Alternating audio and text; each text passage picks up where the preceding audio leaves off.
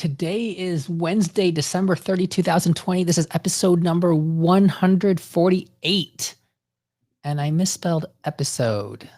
Let me do that again. 39.6, episode number 148. Super last minute end of year stuff.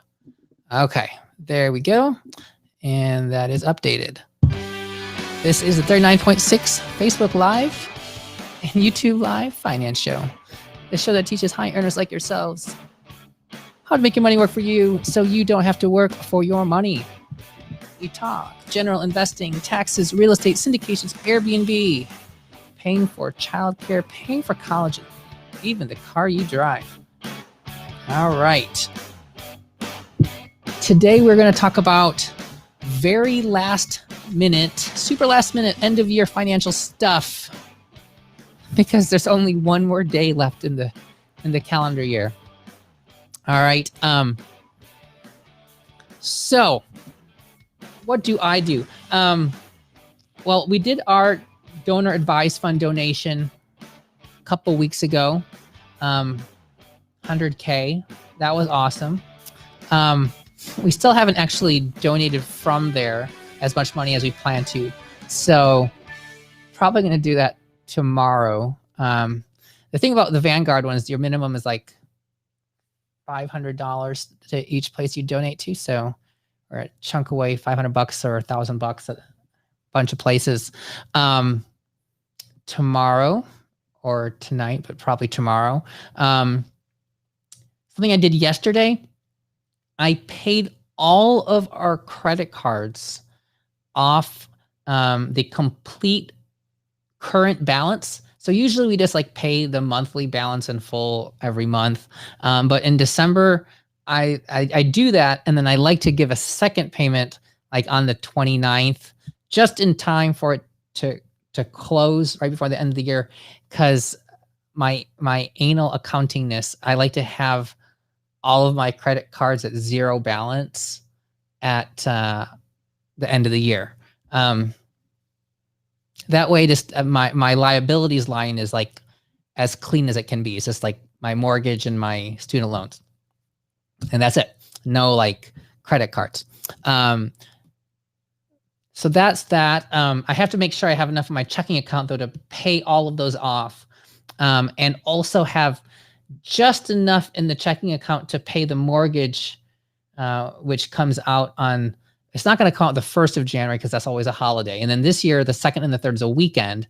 So it's not going to be till like the 4th. So people who get paid on the 1st of the month, like my wife, probably she's not going to get paid till the 4th.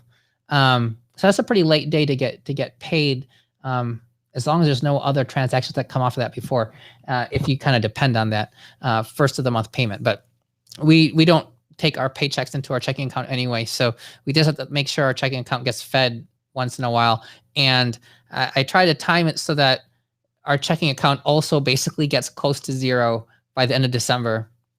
Because I like to just transfer money from the brokerage, a few times per year to cover all of our spending for the whole year. And then I can just, if I want to know how much money I spent, I just look at how much money did I transfer from Vanguard to our checking account. And that takes like 5 minutes just to scroll through and look for the big deposits that went into that account. And that's it. And then I know exactly how much we basically spent. If I want to be a little bit more accurate, I could look at what was the balance on the account on January 1st of the year and what was the account balance at the end of the year. But since they're both going to be pretty low, that's going to be basically just a little bit of a rounding error. So pay off the credit cards. Last minute donations. If you haven't tax loss harvested, you might have basically run out of time. Today was probably the best day to have, because if you did it today, it would post in your account by tomorrow. There was actually one fund I have, an intermediate bond fund that had a substantial loss recently. I guess interest rates, I don't know how it went down as much as it did. But I could have tax loss harvested another $1,000 yesterday, but I was like, meh, I already have 3,000 harvested for the year. And I still have some carryover from a previous year. So I just didn't bother. I also don't have a good trading partner for it. So I just let it ride. But yeah, tax loss harvesting, although that should have probably been done by before 4 o'clock Eastern time today. Other things, if you have personal expenses or business expenses that you paid with your own personal money, I like to have those reimbursed to you before the end of the year, because that way that tax deduction from the business takes place that year. So like, let's pretend you had a business meal. Well, meal's not a good example. Let's pretend you bought something for your business. You bought like a computer and you wanted to buy it with your Costco credit card because you wanted to have some like Costco extended warranty or something like that. I don't really know the rules on all this stuff, but sometimes you want to use a certain credit card for a certain purchase, but it's a business transaction. So you could buy it with your own card and then submit the receipt to your business and then reimburse yourself. That way you get the benefits of having that on that credit card, but you also get the tax deduction. And so you have until like tomorrow, the 31st, to do this. But what I found is when you make transactions on the 31st of the year, they often don't post out of your account or into your account, until after the year is over. So if your accounting method is a cash basis accounting where you're looking at how much your transactions are on your bank ledger statement for the year, then you want that to post and clear by the 31st. You don't really want to have that transaction in limbo across the tax year, or the calendar year. So I like to reimburse those things by like the 29th so that they post by the 31st, and then that money is out of your business account and is back to your personal account and settled by the 31st. Now, alternatively, if you haven't bought something yet, you could go on the 31st and spend some money to get the tax deduction this year. So if there's like stuff you're planning on buying for your business, another computer and whatnot, or multiple computers, and you want to take a Section 179 deduction on it, or you want to do bonus depreciation or de minimis safe harbor rule, which I talked about this stuff the other day. I think I did that on one, let's see, what episode was that? I don't know, maybe episode 146. But if you do those transactions at the last day of the year, you can do them. But again, they might not post until the following day or two if you're using a credit card or a debit card. So one thing you can do, or even a check, because the check often doesn't post for another couple of days.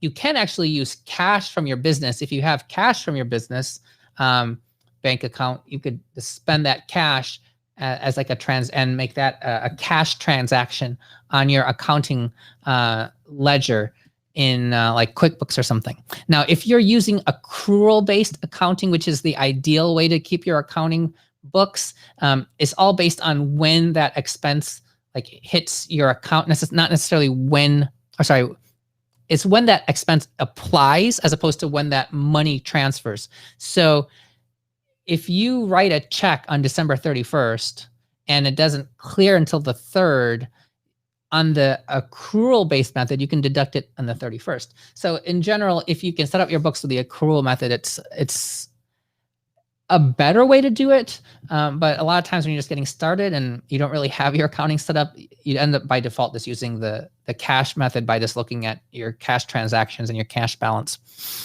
in your bank account. But you still have one more day to make donations, one more day to buy stuff. And as for donations, if you have like stuff lying around your house that you're like, oh, I'm going to get rid of that, or oh, I'm going to sell that on eBay. Tomorrow, the 31st, is a good day just to say, hey, screw it. I'm going to just grab everything I don't want to deal with anymore, take pictures of everything real quick, and then drop it off at Salvation Army, take a receipt, and then you're done. And you have that tax deduction, it'll apply immediately.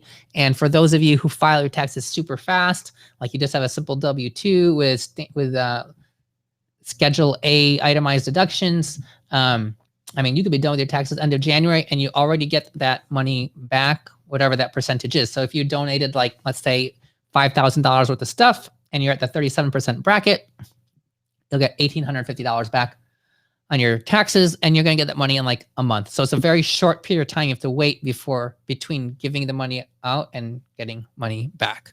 I'm hoping we can file our taxes soon this year because we made the big donation and our tax withholding was just way more than it needed to be, but we're W-2 and what can you do?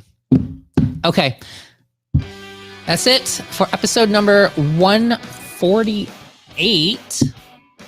For some reason, it's not saying that people are in my room on Restream, but I can see on my phone that there are some people here. I am getting some errors. Anyhow, again, this is for my entertainment, maybe yours, not financial, not accounting, not legal, not any other professional advice. Please consult with your own professionals prior to making any of your own financial or other decisions. Until tomorrow for New Year's Eve, have a good night.